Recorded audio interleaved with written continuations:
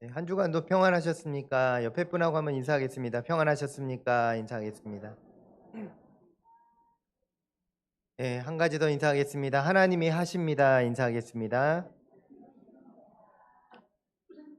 네, 하나님이 뭘 하실까요? 하나님이. 네, 하나님이 하신다고 했는데 어, 뭘 하시는 거 있잖아요. 네, 하나님은요, 우리의 기도도 들어주시고, 하나님이 일하시기도 하고, 행하시기도 하고, 역사하시기도 하고, 도와주시기도 합니다. 그래서 하나님이 하신다라는 생각을 가지고 믿음으로 살아갈 때 모든 자리에서 동행하시는 하나님 만나게 되실 줄 믿습니다. 하나님이 하십니다. 우리의 인생은 우리가 살아가는 것 같아 보여도 하나님이 하시는 겁니다. 하나님이 역사하시는 겁니다. 그래서 믿음의 자리 한번 잘 지켜가시면 좋겠고요. 특별히 오늘 말씀의 제목은 인생의 방향을 바꾸라입니다. 인생의 방향을 바꾸게 되면 더 놀라운 일이 생기게 될 텐데 그것이 바로 하나님 하시는 일들을 보게 될 것입니다. 그 놀라운 은혜가 우리의 삶의 자리에 흘러가기를 소망합니다. 내 인생을 바꾼 하루 한 장이라는 책이 있습니다. 이 책에는 이런 글이 실려 있는데 한번 소개해 드리겠습니다. 우리는 세상을 살면서 수많은 선택의 순간에 놓입니다. 아침에 어떤 옷을 입을지, 오늘 점심 메뉴는 무엇을 먹을지와 같은 사소한 것부터 직업을 선택하고 만날 사람을 결정하는 등 중대한 것까지 우리는 선택을 하며 살아가야 합니다.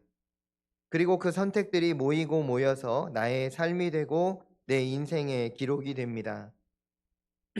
그에 따르는 책임부터 영광까지 모두 나의 것이 됩니다. 그리고 때로는 후회를 하더라도 말입니다. 스페인 철학자 발타자르 그라시아는 이런 말을 했다고 합니다. 세상 만물은 우리가 올바른 선택을 할 수 있도록 가만히 놓아두지 않는다.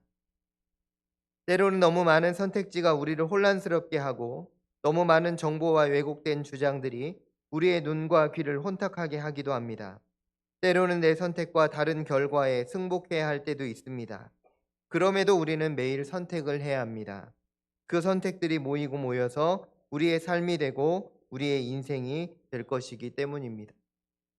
여러분, 성경 말씀은 아닌데요. 인생을 담은 이야기라 할 수 있겠습니다.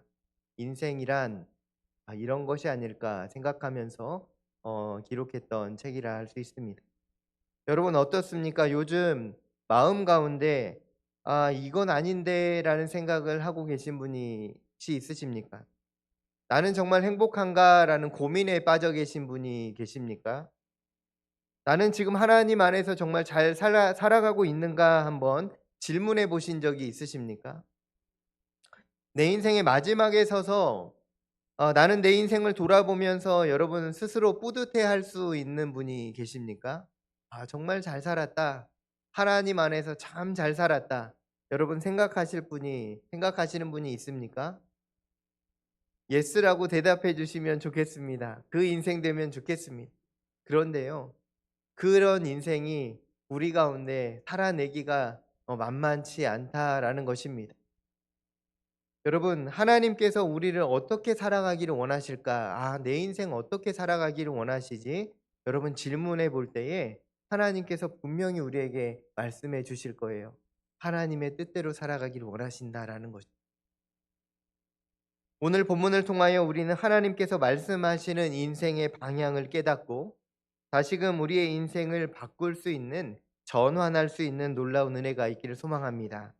예수님께서 오늘 말씀을 통해서 사람들을 향해서 그 사람들은요 수천 년간 선민이며 하나님의 율법을 가지고 있었던 제사장들과 모든 바리새인들과 경전을 갖고 있었던 그 사람들을 향하여 우리 예수님께서 오늘 뭐라고 말씀하시냐면 회개하라 하나님 나라가 가까이 왔느니라 말씀합니다. 여러분 무슨 말씀입니까? 한마디로 이야기하면 너희는 아직 천국에 있지 않다라는 이야기입니다. 깨달으라라는 것입니다. 하나님 나라가 가까이 왔다라는 것을 알라라는 것입니다. 너희들은 구원을 받아야 할 대상이지 구원받은 백성은 아니다라는 예수님의 엄청난 메시지입니다. 너희들은 하나님의 택하신 백성인 것은 맞지만 여전히 구원받아야 하고 하지만 다시 하나님을 예수 그리스도를 그리고 하나님 안에서 복음을 믿어야만 너희가 구원받는다라는 예수님의 다시 복음, 새로운 복음이 전해지고 있다라는 것입니다. 여러분, 이런 이야기죠. 회개하라. 하나님 나라가 가까이 왔다. 때가 찼고라는 말이 그 앞에 붙어 있습니다. 때가 찼다라는 말은 이제 너희들은 처음 듣는 말인지 모르지만 나는 기다릴 만큼 기다렸다가 이제 드디어 너희에게 오게 되었다라는 말씀입니다. 더 이상 미룰 수 없어서 내가 이 땅 가운데 내려왔다라는 하나님의 말씀이 바로 이 때가 찼다라는 말씀입니다. 그러면 어떤 선택을 해야 하는가? 이 사람들은 어떤 선택을 왜 해야 하는가라는 질문이 생기게 됩니다. 그 질문의 대답은 이것입니다. 예수님의 대답은 너희가 있는 그 자리로 그 믿음으로는 천국에 들어갈 수 없다라는 것입니다. 여러분, 이 말씀을 들은 사람들이 얼마나 충격을 받았겠습니까?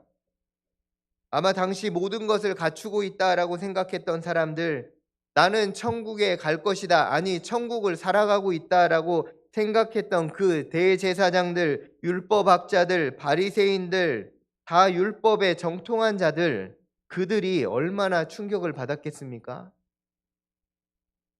그 사람들을 보고 예수님께서 말씀하시는 거예요. 너희들은 안 된다라는 겁니다. 그대로 있으면 하나님 나라에 들어갈 수 없다라는 것입니다. 그러면서 예수님이 말씀하시기를 그들에게 회개하라 말씀하십니다. 여러분, 회개하라라는 것이 무슨 이야기입니까? 돌이키라라는 겁니다. 너희가 잘못 살아가고 있으니 돌이키라라는 말씀입니다. 이 말씀은 이와 같습니다. 여러분, 부산으로 가야 하는 사람이 차를 몰고 의정부로 가고 있을 때 옆자리에 만약에 여러분들이 타고 계시다 생각해 보십시오. 내비게이션에서 방향이 틀렸습니다. 어서 유턴을 하십시오. 라고 외치고 있는데 계속 가고 있는 운전기사를 만났다 생각해 보십시오. 여러분, 그러면 뭐라고 말씀하시겠습니까? 내가 부산에 가야 되는데 의정부로 가고 있으면 기사님 이쪽으로 가야 돼. 유턴하셔야 됩니다. 이야기하지 않겠습니까? 여러분, 이 말을 듣고 가던 길이 아까워서 조금 더 가봅시다라고 말하실 분이 계십니까? 여기까지 달려왔는데 얼마나 아깝습니까? 조금 더 달려가시죠. 이런 분은 아무도 없을 겁니다. 빨리 돌아갑시다. 방향이 틀렸습니다. 라고 이야기할 것입니다. 회개하라는 말씀은 지금 돌이키라는 이야기입니다. 여기까지 살아온 인생이 아까우니 조금 더 가보자는 것이 아니라 지금 돌이키라라는 것입니다. 인생을 여기로 향하여 이곳을 향하여 달려왔는데 알고 보니 잘못 왔더라. 예수님이 말씀해 주시는 거예요. 그러면 거기서 우리는 돌이켜야 합니다. 예수님 말씀하십니다. 너희들이 지금 쌓아놓고 있고 손에 쥐고 있는 것은 천국에 들어가는데 아무 소용이 없다라는 것입니다. 여러분, 우리 어릴 때 배운 천국에 들어가는 차표, 천국열차 차표는 무엇입니까? 믿음입니다. 믿음에 천국 차표가 없습니다. 입장권이 없어요. 그러니까 예수님이 말씀하시는 겁니다. 다른 것 붙잡고 천국처럼 살려고 하지 말라라는 겁니다. 다시 시작하자라는 겁니다. 여러분, 회개는 무엇입니까? 회개는 돌이키는 것입니다.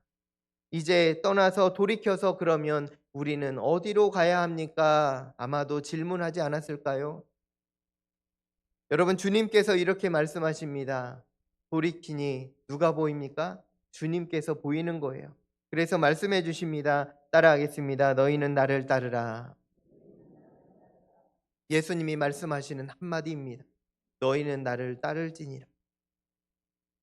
내가 원하는, 네가 원하는 자리에서 떠나 이제 예수님이 원하시는 자리에서 예수님을 따라 살아가라라는 말씀입니다. 그 당시에 예수님의 이 말씀을 들었던 사람들은 모든 것이 풍족했던 사람들입니다. 그런데 그 자리에서 돌이키라 말씀하시는 것입니다. 여러분, 이게 우리의 문제가 내 문제가 아니기 때문에 우리는 쉽게 받아들입니다. 아, 좀 힘들었겠구나.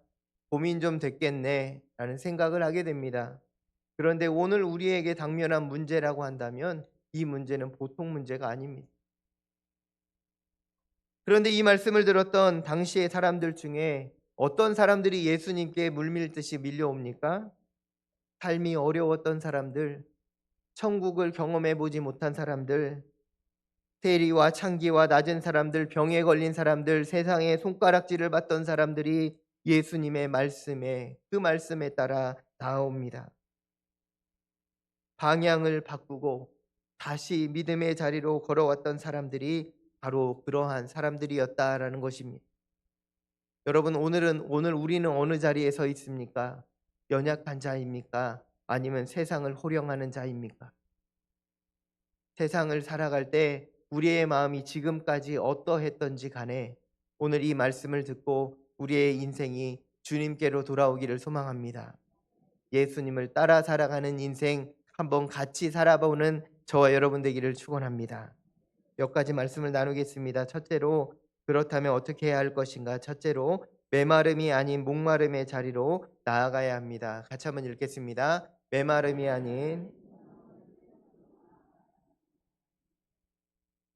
여러분, 메마름이 무엇입니까?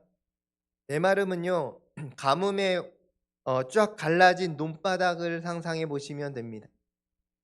몇 년 동안 비가 오지 않아서 메말라 버린 아프리카 땅을 상상해 보시면 되겠습니다. 그것이 메마름입니다. 메마름은 한마디로 무미 건조입니다. 딱딱합니다. 더 이상의 의미를 찾을 수 없는 많은 활동과 바쁜 일상을 살아가지만 그 안에서 스스로에게 의미를 부여할 수 없는, 행복하지도 않은 그런 답답한 인생, 딱딱한 인생, 메마른 인생이 바로 메마름입니다. 메마름에 무엇이 있습니까? 잔인함이 있고 강팍함이 있고 비난과 무자비함이 있습니다. 여러분, 세상의 뉴스를 보십시오. 여러분, 메마른 인생입니까? 촉촉한 인생입니까? 메마른 인생입니다. 메말라 비틀어져 있습니다. 그래서 누가 조금만 공격하면, 누가 조금만 싫은 소리 하면 바로 잔인함과 강팍함과 무자비함이 쏟아지는 인생입니다. 그런데 그 자리에서 우리 주님께서는 벗어나라, 돌이키라 말씀하십니다. 여러분, 적어도 우리 믿는 사람들은, 예수 안에 있는 자들은 여러분 촉촉한 메마른 땅을 회복할 수 있는 믿음의 생수 안에 거하시기를 소망합니다. 여러분, 돌이키고 회개하고 어디로 가야 하냐면 우리는요, 목마른 자리로 나아가야 합니다. 목마름은 다른 말로 말하면 간절함입니다. 절실함입니다. 다윗은 시편 42편 1절에서 이렇게 고백했습니다. 하나님이여, 사슴이 시냇물을 찾기에 갈급함같이 내 영혼이 주를 찾기에 갈급하나이다. 다윗은 하나님을 신뢰하는 자, 하나님을 바라는 자, 하나님 바라기였습니다. 하나님 만나고 싶습니다. 이 말을 하며 하나님께 갈급함으로 나아가는 심령을 가진 자가 바로 목마른 자라 할 수 있습니다. 여러분, 목마름은 해갈될 수 있습니다. 물을 마시면 해갈됩니다. 여러분, 목마름이 있습니까? 그러면 하나님 안에서 해갈되게 되실 줄로 믿습니다. 여러분, 절박함이 없어졌기에, 간절함이 없어졌기에 우리는 하나님께 나오지 않습니다. 절박함이 있어야만 하나님을 찾는 것입니다. 하나님이 아닌 다른 것들로 채워진 우리의 인생 가운데 우리가 하나님을 찾는 지점들이, 하나님을 찾는 영역들이 얼마나 되는지 한번 점검해 보아야 합니다. 여러분, 하나님 필요한 자리가 얼마나 되십니까? 인생을 살아가는 나의 인생을 한번 돌아보십시오. 이거는 하나님이 꼭 도와주셔야 되고, 이거는 내가 할 수 있을 것 같고, 이거는 세상 사람들이 나를 좀 도와주면 좋겠다. 여러분, 분리되어 있지 않으십니까? 영역이 분리되어 있다라는 거예요. 그런데 하나님은 말씀하십니다. 모든 것이 하나님 앞에 서 있기를 원한다. 모든 것을 하나님께 돌려서기를 원한다. 여러분, 10여 년 전에 시대를 바꾼 사람이었다라고 칭송받았던 스티브 잡스가 스탠포드 대학에서 강연한 내용이 있습니다. 유명하죠. Stay hungry, stay foolish. 그 의미는 간절함을, 절실함을 느끼는 상태에 머물러 있어야만 무엇을 할 수 있다라는 거예요. 그래야만 창조적이고 시대를 바꾸어 갈 수 있는 일을 할 수 있다라는 이야기였습니다. 여러분, 목마름은 사람을 살게 합니다. 그러나 메마름은 사람을 죽게 합니다. 여러분, 별 차이 안 나는 것처럼 보이는 말입니다. 메마름과 목마름이 무슨 차이가 있습니까? 아니에요, 여러분. 큰 차이가 있습니다. 목마른 자는 물을 찾아 헤매고 메마른 자는 주저앉게 된다라는 것입니다. 목마른 자, 그가 생수를 찾아 헤맬 때 어디를 향하여야 하는가? 바로 우리 주 예수 그리스도입니다. 하나님이십니다. 여러분, 그렇다면 목마름과 메마름을 구분할 수 있는 기준이 무엇일까요? 그것은 바로 눈물이라 할 수 있습니다. 메마른 자에게는 여러분 눈물이 없습니다. 눈물도 말라버렸습니다. 여러분, 어떤 분을 만나신 적이 있습니까? 낙심되어서 죽음의 일보 직전에 있는 분을 만나보신 적이 있습니까? 그분에게는 눈물도 없습니다. 말라 비틀어져서 세상이 완전히 말라 있습니다. 심령도 말라 있으며 모든 것이 말라 있습니다. 그래서 아무 의미가 없는 겁니다. 그런데 여러분, 목마른 자의 특징이 무엇인지 아십니까? 눈물로 이야기합니다. 속상해서 이야기합니다. 도와달라 이야기합니다. 그러면요, 그 눈물 안에서 회복되는 은혜가 있습니다. 눈물로 회복이 되는데 우리는 무엇으로 회복됩니까? 하나님의 말씀으로 회복됩니다. 여러분, 세상에는 눈물로 회복되거든요. 상담받을 때 눈물 흘리면 시원해졌다고, 뭔가 살아갈 힘을 얻었다고 합니다. 그런데 또 눈물이 메마르면 또 힘들어지는 거죠. 그런데 우리 믿는 자들은 그 눈물과 더불어 주시는 하나님의 말씀이 있습니다. 생수같이 메마르지 않은 생수처럼 쏟아져 나오는 영원한 생수, 하나님의 말씀이 있음을 기억하시기 바랍니다. 시편 42편에서 다윗이 고백했습니다. 내 눈물이 주야로 내 음식이 되었노라 말합니다. 내가 하나님을 간절히 찾는다라고 고백합니다. 여러분, 눈물이 있으십니까? 하나님을 향해서 하나님 만나고 싶어서 하나님의 임재에 갈급해서 흘리는 눈물이 있으십니까? 그러면 여러분, 은혜 가운데 계시는 것 믿으시기 바랍니다. 그런데 눈물이 혹시 사라지셨습니까? 예전에는 하나님만 보아도, 십자가만 보아도, 성경 말씀만 보아도 눈물이 주르륵 흘렸는데 이제 눈물이 없어지셨습니까? 다시금 목마름의 자리로 나오시기 바랍니다. 다시금 눈물이 회복되기를 축원합니다. 둘째로 때움이 아닌 태움의 자리로 나아가야 합니다. 같이 읽겠습니다. 때움이 아닌,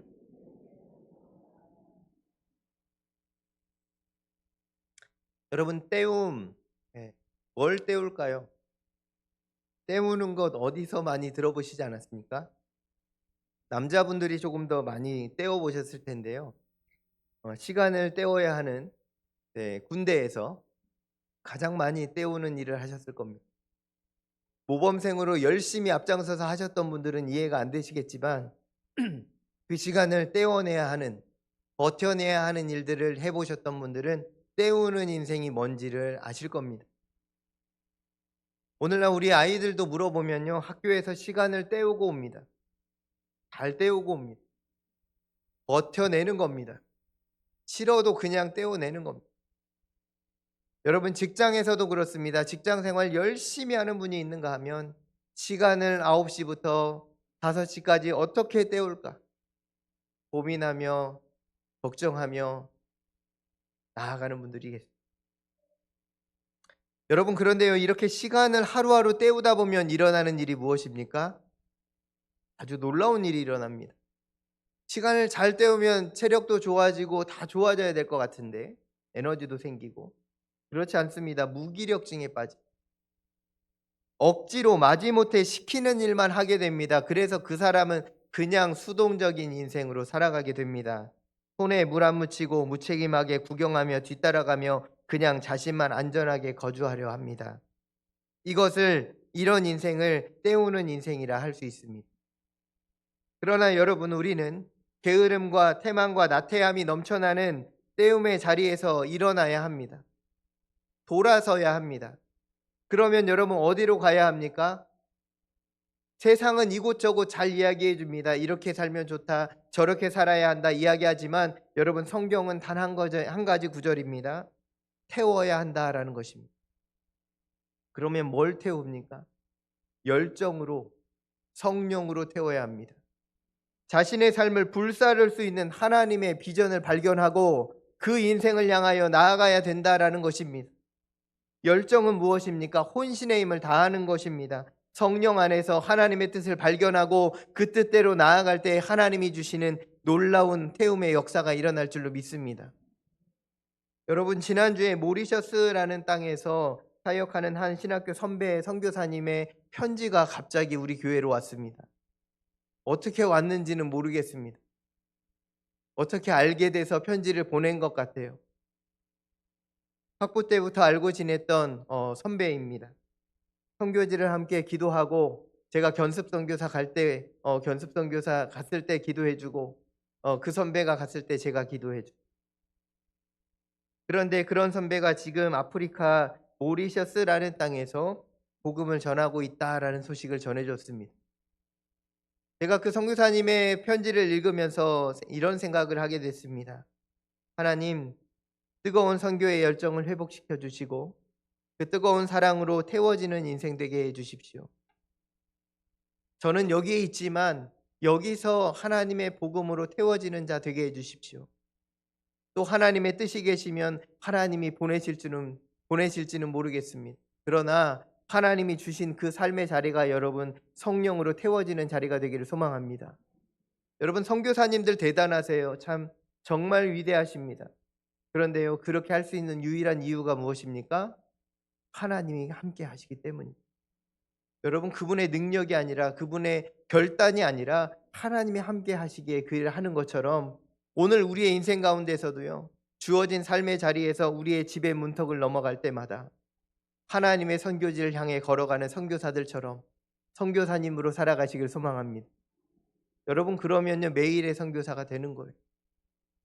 해외에 가야만 선교사가 아니라 오늘 우리가 살아가는 삶의 자리를 넘어갈 때마다, 어느 곳으로 갈 때마다, 직장으로 갈 때마다, 가정으로 갈 때마다 우리는 선교사로 살아갈 수 있습니다. 마찬가지로 우리 교회에서 파송하는 협력하는 선교사님들의 삶을 하나님께서 지켜주시고 성령의 충만함으로 함께하여 주셔서 그 태움의 역사, 하나님의 놀라운 태움의 역사가 나타나기를 간절히 소망합니다. 이 시간 100세에 넘어서까지 사역하셨던 방지일 목사님의 이야기를 잠시 말씀드립니다. 그분은 돌아가시기 전까지 세계 열방을 바쁘게 다니시며 사역하셨던 목사님이세요. 언젠가 목사님께서 이런 말씀을 하셨습니다. 나는 가만히 녹슬지 않겠습니다. 닳아서 없어질지언정 나는 녹슬지는 않겠습니다. 라는 이야기를 하셨습니다. 여러분 혹시 오늘 하루하루를 버티며 견디며 살아가고 계십니까? 아니면 성령의 능력으로 뜨겁게 살아가고 계십니까? 만약 그렇지 않다면 하나님이 주신 이 말씀을 통해서 다시금 돌이키는 놀라운 은혜가 있게 되기를 축원합니다. 예수님께서 이런 말씀을 해주셨어요. 요한복음 12장 24절, 내가 진실로 진실로 너희에게 이르노니 한 알의 밀이 땅에 떨어져 죽지 아니하면 한 알 그대로 있고 죽으면 많은 열매를 맺느니라. 아멘. 우리는 여러분 죽는 인생입니다. 태워내야 하는 인생입니다. 태우는 인생이 되어야 합니다. 뭐로 태웁니까? 성령으로 태워야 하고 말씀으로 태워야 하고 우리를 희생함으로 하나님을 증거하며 살아갈 수 있어야 합니다. 믿음의 삶, 은혜의 삶이 우리의 삶이 될 때에 하나님의 나라가 우리를 통해서 오늘도 계속해서 이루어지게 될 줄로 믿습니다. 하나님 주시는 은혜의 생명 안에서 새로운 회복과 치유의 역사를 경험하고 또한 나를 통하여 많은 이들이 복음을 경험하고 다시 일어나는 놀라운 은혜가 여러분들에게 있기를 소망합니다. 세 번째로 안주함이 아닌 경주함으로 나아가야 합니다. 한번 읽겠습니다. 안주함이 아닌 사람의 속성은 성공과 좋은 것을 만나면 그 자리에 머물려는 속성이 있다고 합니다. 성공하게 되면 거기 머물고 싶고요. 좋은 자리를 만나면 거기에 앉고 싶다라는 거죠. 여러분 사막을 걷는 6가지 방법이라는 책이 있습니다. 그 책의 6가지 방법 중에서 몇 가지 문구를 제가 소개해 드리려 합니다. 하나는 사막을 걸을 때는 지도를 따라가지 말고 나침반을 따라가라는 것입니다. 여러분, 사막의 길은 수시로 바뀝니다. 여기가 어제는 길이었는데 오늘은 이 길로 바뀝니다. 그래서 여러분, 길을 따라가다 보면 큰일 납니다. 그런데 나침반을 따라가게 되면 무엇입니까?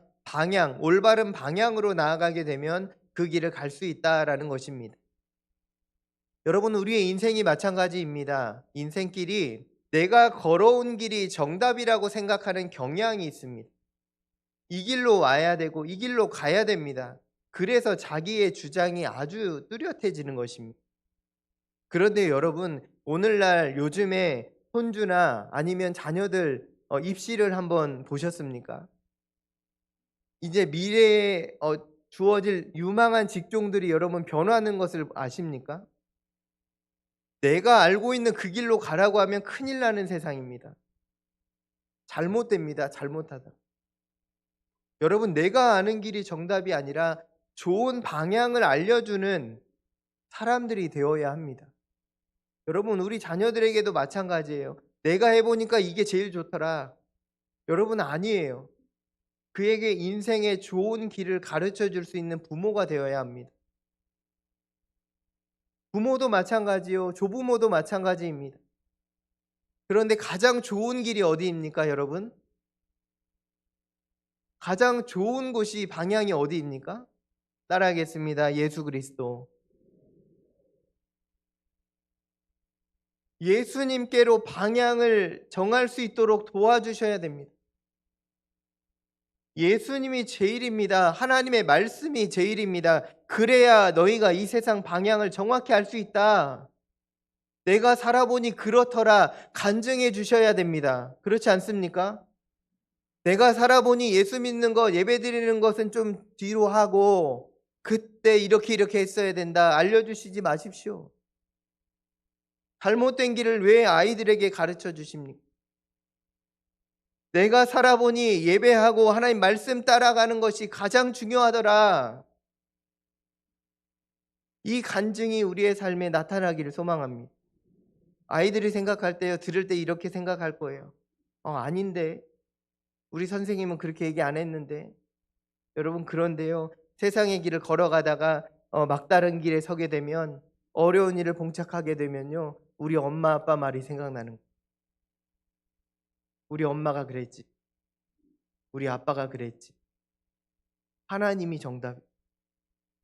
하나님 말씀이 정답이라고 그랬지. 그것이 우리에게 가장 중요하다라는 거예요. 수시로 바뀌는 인생의 길은 여러분 아무 의미 없습니다. 나침반이 있어야 됩니다. 하나님의 말씀, 바른 방향을 알려주는 하나님의 인생의 말씀을 여러분 꼭 가지시기 바랍니다. 다음은 오아시스를 만날 때 쉬어가라는 것입니다. 여러분, 그런데 우리는 오아시스를 만나면 무엇을 하게 되는지 아십니까? 거기에 앉아서 물을 마시고 싶어요. 그리고 물을 마시면 다시 출발해야 되거든요. 오아시스는 지나가는 곳이니까. 그런데 대부분의 사람들은 거기에 집을 짓는다고 합니다. 집을 지어서 안주하려 한다라는 것이죠. 그동안 집에 등에 지고 다녔던 텐트, 이제 여러 가지 물품들 내려놓고 싶기 때문에 거기에 집을 지어 안주한다라는 겁니다. 여러분, 우리가 세상을 살아갈 때 우리는 오아시스에 안주하고 계십니까? 아니면 오아시스에 물을 마시고 다시 일어나서 전진하고 계십니까? 우리의 인생을 우리 각자가 돌아보는 것입니다. 하나님, 나에게 주신 사명의 자리, 하나님 부르심의 자리가 있는데 내가 지금 주저앉아 있습니다. 주님, 불쌍히 여겨 주십시오.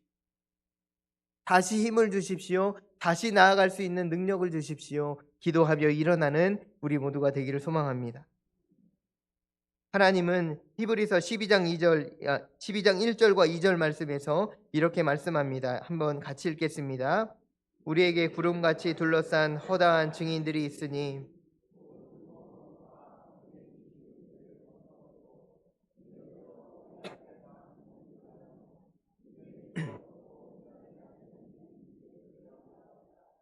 아멘.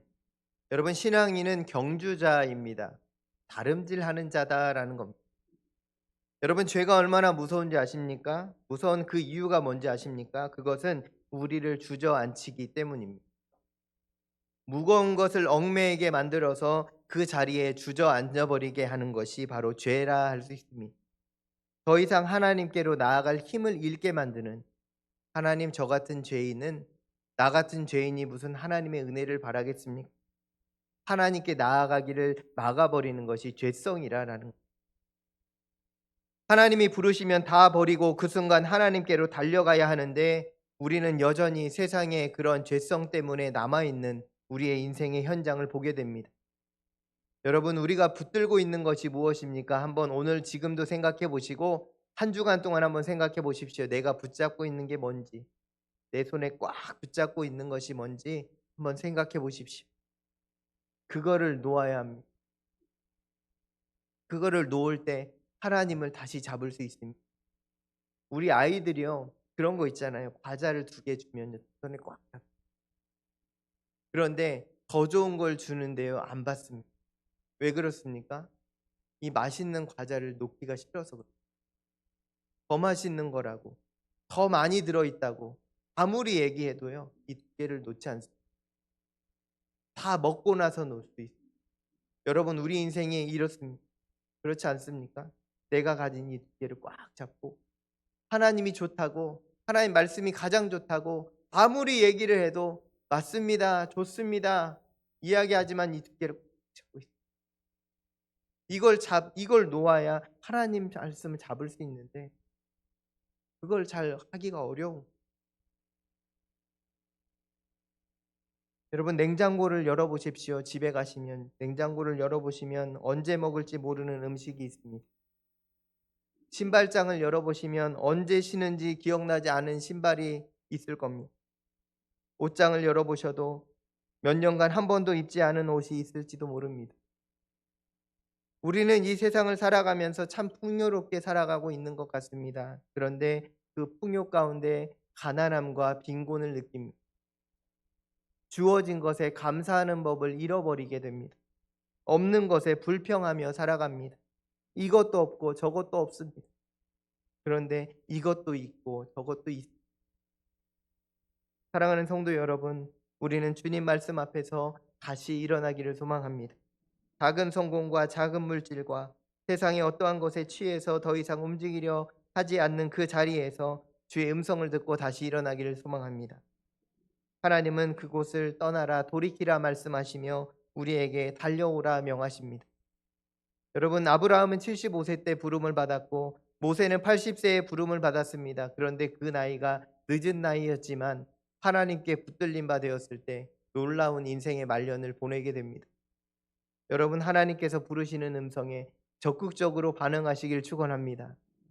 우리 연세가 있으신 성도님들도 마찬가지입니다. 하나님 부르시면요, 그 자리에서 기쁨으로 일어서시기 바랍니다. 하나님 맡겨주신 일들과 기도하는 자리와 내가 또한 행해야 할 자리들이 있다면 하나님께서 주신 그 자리에서 기쁨으로 일어나시기 바랍니다. 여러분, 신앙의 사람들, 사도 바울도 마찬가지인데요. 이 모든 신앙의 사람들의 특징이 한 가지 있는데 그것은 바로 인생의 터닝 포인트가 있었다라는 것입니다. 인생의 방향을 바꾸었던 시점이 있었다라는 것입니다.